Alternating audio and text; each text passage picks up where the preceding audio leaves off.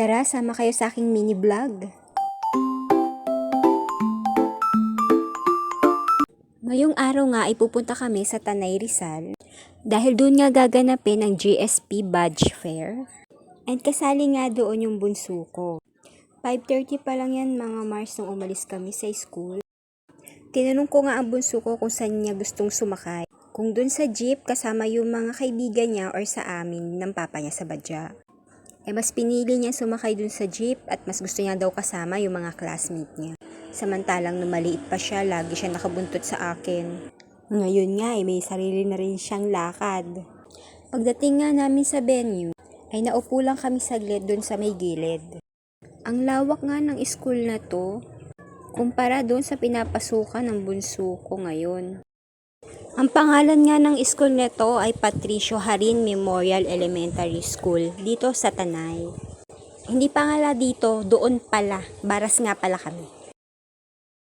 Maya-maya lang din ay tinawag na rin sila para pumila. Bandagin, ano kaya yun? Mga taga saan mo? Magmalang, dito ang Baras o? Dito sa tapat ko. Punta kayo dito anak, ito. Habang nakapila nga dyan sila at hindi pa naman nag-i-start, ay nagpasya kami ng mister ko na lumabas muna. Maghahanap lang sana kami ng tindahan kaso may nakita kaming park malapit lang sa school. So, nilakad namin, pinuntahan namin at tinignan ko anong mga meron doon.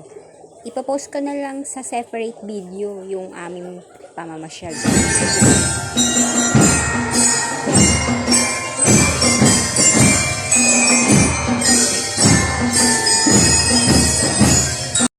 Sakto nga yung pagbalik namin at start na rin pala ng program. Ang cute nga lang at meron pa pala silang yel na hinanda. Muli, pakilang natin ang Baras. Ready? Go! Pagkat ng Baras, go! GSP! Ng Baras! Hindi!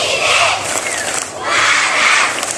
Tuloy ang kinilang! Baras GSP! Okay! Pagkatapos nga ng program ay nag-start na rin ang mga palaro. Nauna na nga dyan itong ball relay. Tapos meron pa silang ginawang frog run. At marami pang iba. Kaso yung iba hindi ko na rin na-videohan. Sobrang init naman kasi mga Mars. At hanggang dito na nga lang ang video ko. Maraming salamat sa panonood. Bye!